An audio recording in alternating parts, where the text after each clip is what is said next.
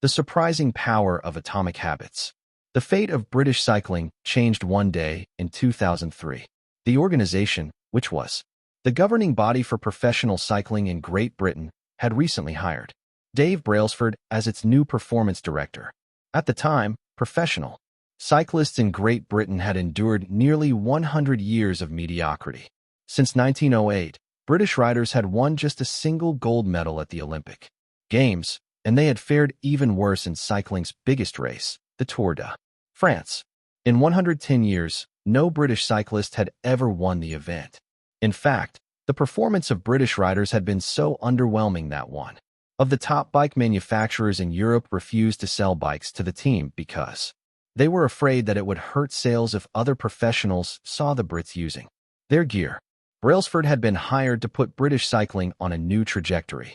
What made him different from previous coaches was his relentless commitment to a strategy that he referred to as the aggregation of marginal gains, which was the philosophy of searching for a tiny margin of improvement in everything you do.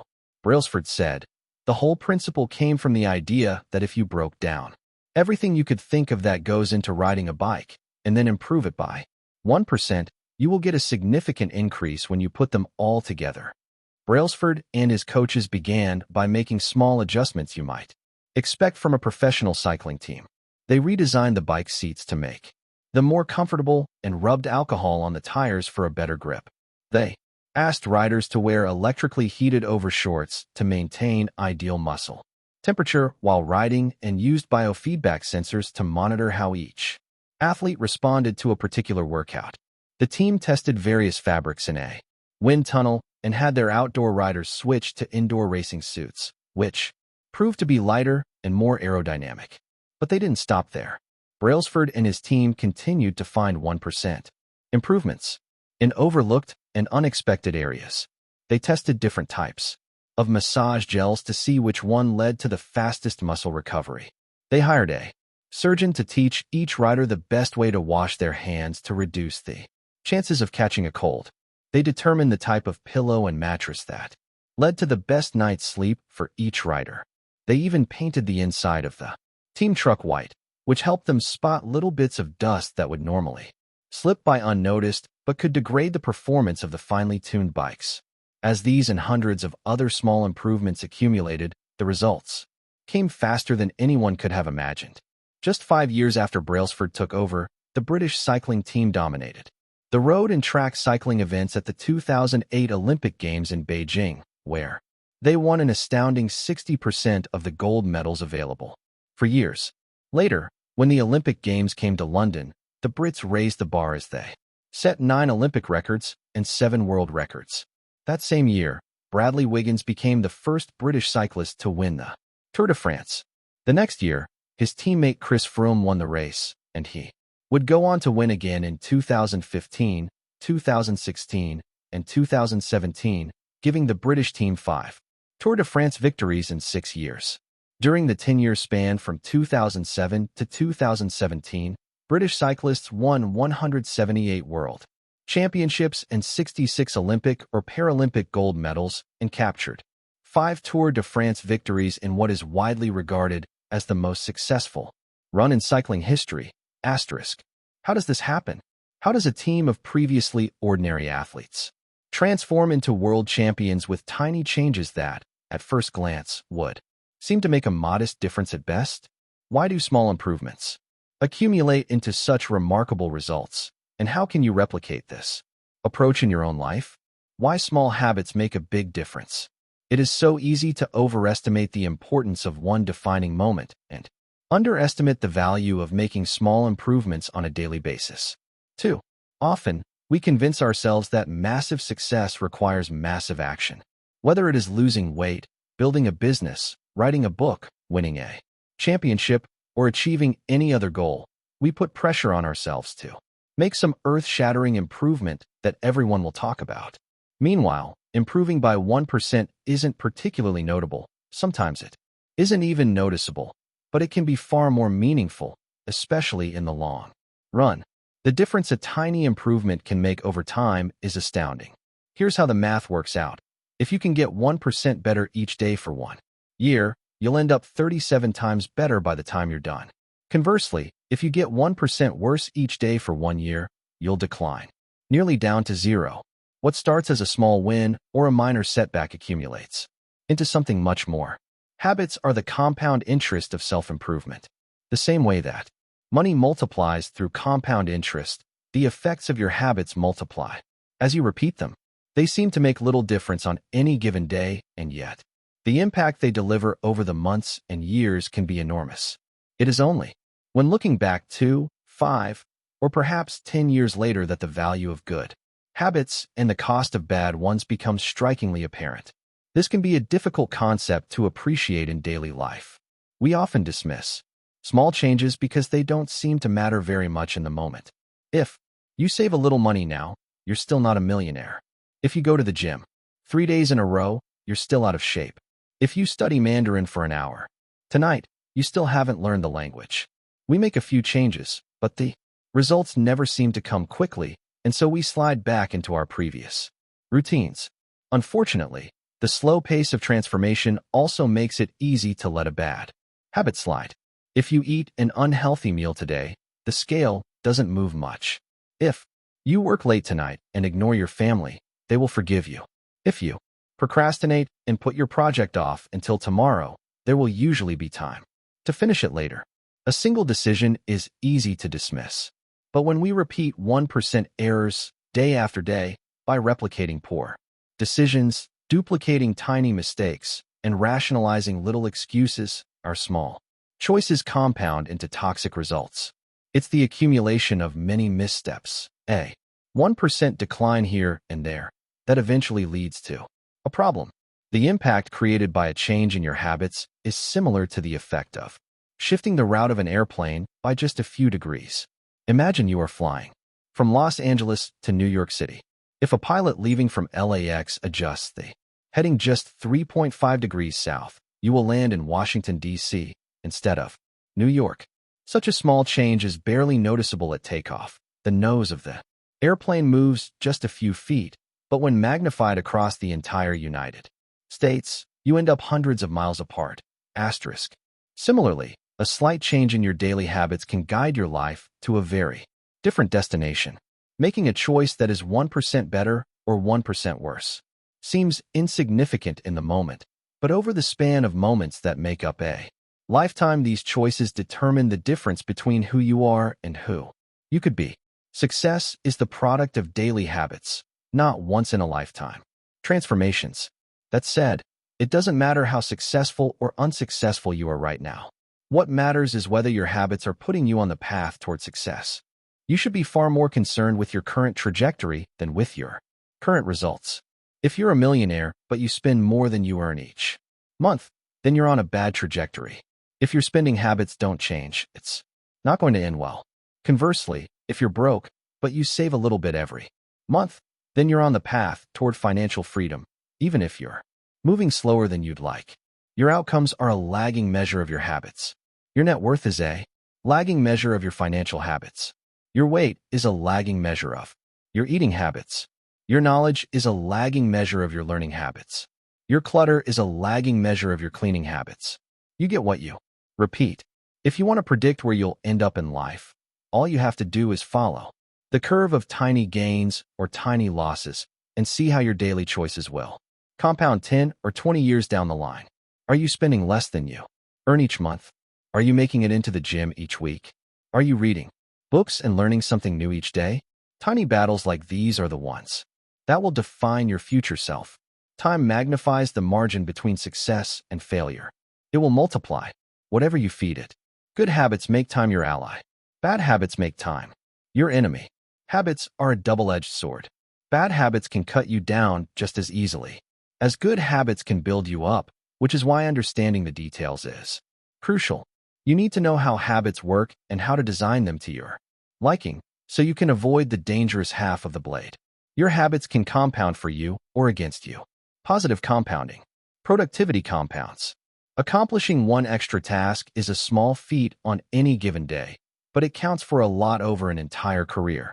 The effect of automating an old task or mastering a new skill can be even greater.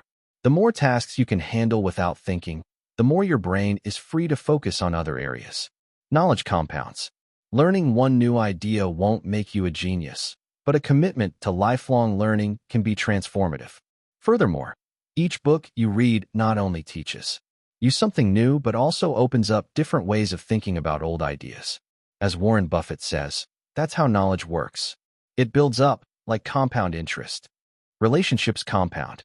People reflect your behavior back to you. The more you help others, the more others want to help you. Being a little bit nicer in each interaction can result in a network of broad and strong connections over time. Negative compounding. Stress compounds. The frustration of a traffic jam. The weight of parenting responsibilities. The worry of making ends meet. The strain of slightly high blood pressure. By themselves, these common causes of stress are manageable. But when they persist for years, little stresses compound into serious health issues. Negative thoughts compound. The more you think of yourself as worthless, stupid, or ugly, the more you condition yourself to interpret life that way. You get trapped in a thought loop. The same is true for how you think about others. Once you fall into the habit of seeing people as angry, unjust, or selfish, you see those kind of people everywhere. Outrage compounds. Riots, protests, and mass movements are rarely the result of a single event. Instead, a long series of microaggressions and daily aggravations slowly multiply until one event tips the scales and outrage spreads like wildfire. What progress is really like. Imagine that you have an ice cube sitting on the table in front of you. The room is cold and you can see your breath. It is currently 25 degrees. Ever so, slowly, the room begins to heat up. 26 degrees. 27. 28. The ice cube is still sitting on the table in front of you. 29 degrees. 30. 31. Still, nothing has happened. Then, 32 degrees. The ice begins to melt. A 1-degree shift, seemingly no different from the temperature increases before it, has unlocked a huge change. Breakthrough moments are often the result of many previous actions, which build up the potential required to unleash a major change. This pattern shows up everywhere. Cancer spends 80% of its life undetectable, then takes over the body in months. Bamboo can barely be seen for the first 5 years as it builds extensive root systems underground before exploding 90 feet into the air within 6 weeks. Similarly, habits often appear to make no difference until you cross a critical threshold and unlock a new level of performance. In the early and middle stages of any quest, there is often a valley of disappointment. You expect to make progress in a linear fashion, and it's frustrating how ineffective changes can seem. During the first days, weeks, and even months, it doesn't feel like you are going anywhere.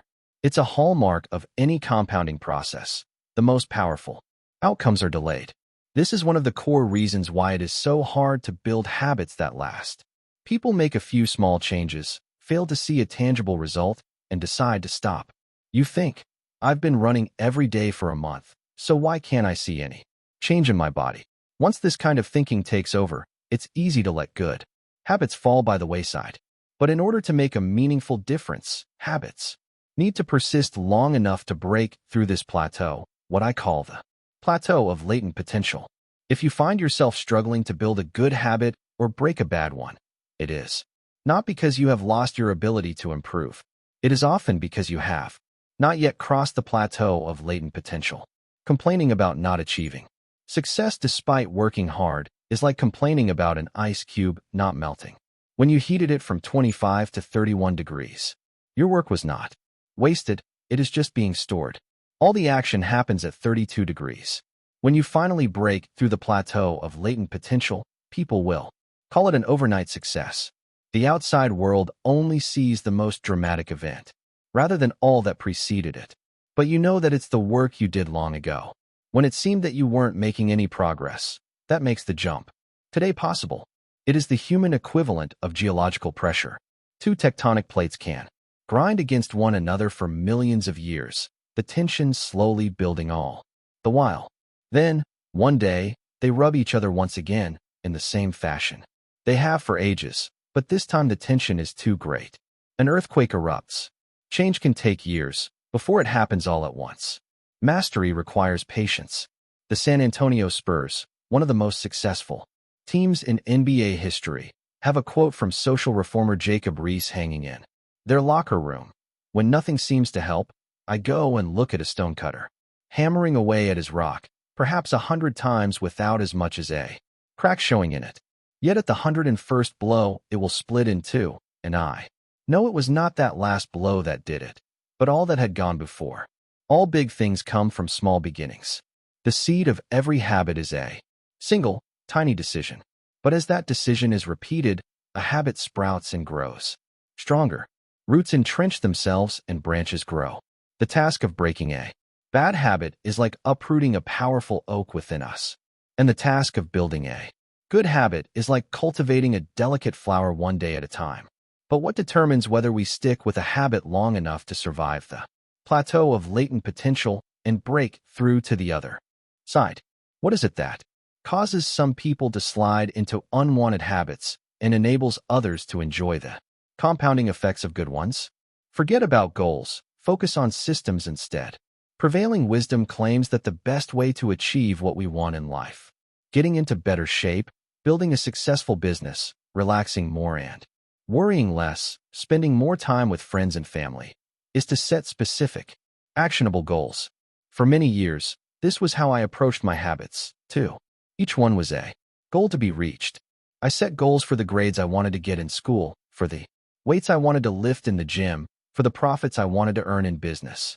I succeeded at a few, but I failed at a lot of them. Eventually, I began to realize that my results had very little to do with the goals I set, and nearly everything to do with the systems I followed.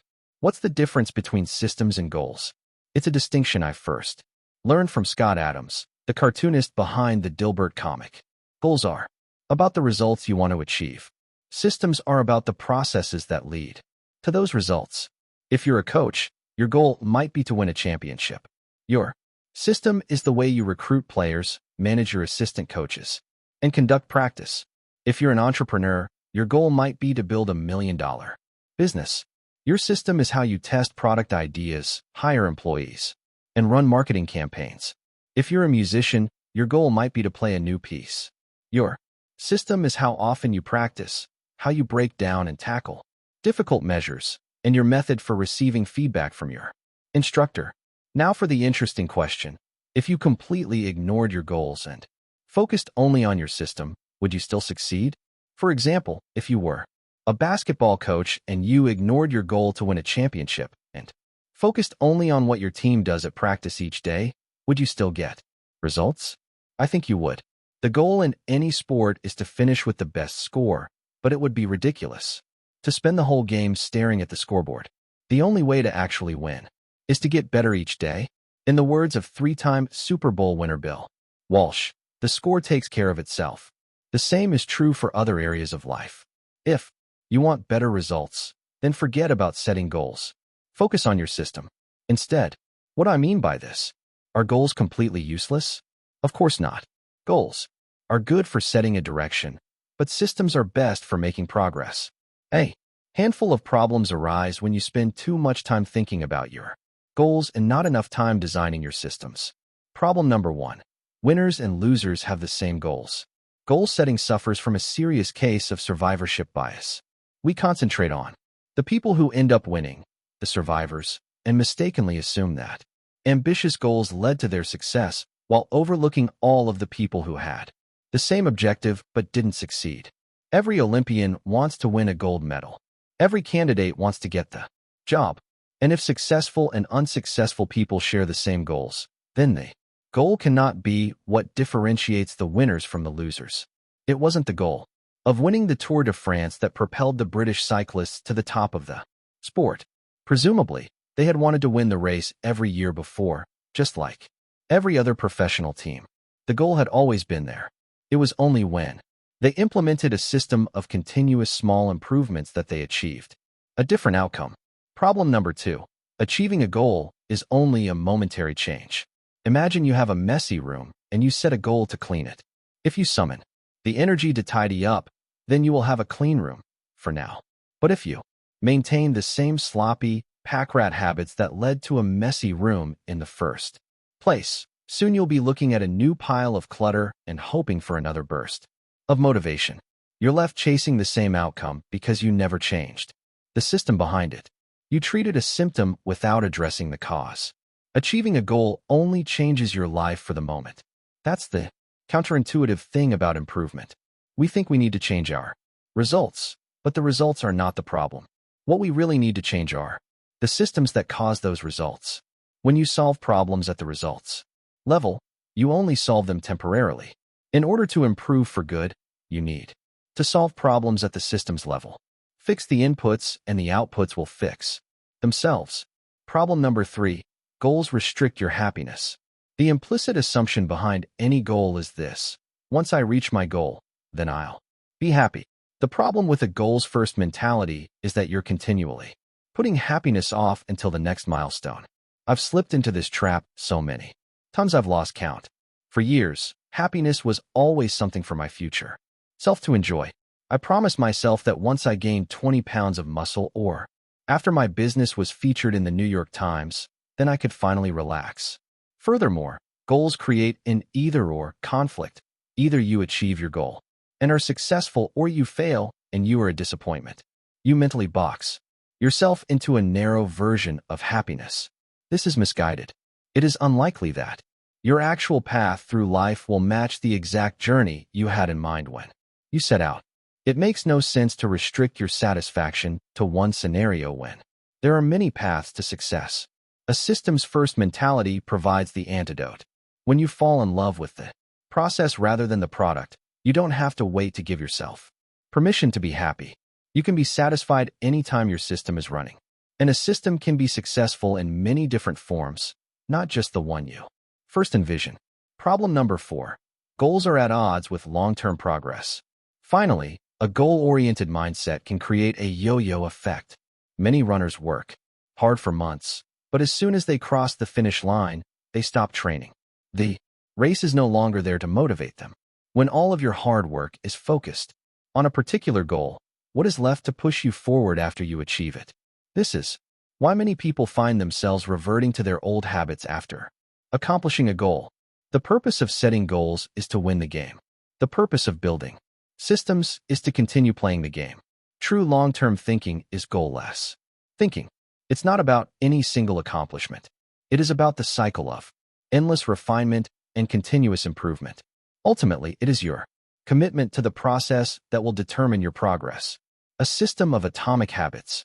If you're having trouble changing your habits, the problem isn't you. The problem is your system. Bad habits repeat themselves again and again, not because you don't want to change, but because you have the wrong system for change. You do not rise to the level of your goals. You fall to the level of your systems. Focusing on the overall system rather than a single goal is one of the core themes of this book. It is also one of the deeper meanings behind the word atomic. By now, you've probably realized that an atomic habit refers to a tiny change, a marginal gain, a 1% improvement. But atomic habits are not just any old habits, however small. They are little habits that are part of a larger system. Just as atoms are the building blocks of molecules, atomic habits are the building blocks of remarkable results. Habits are like the atoms of our lives. Each one is a fundamental unit that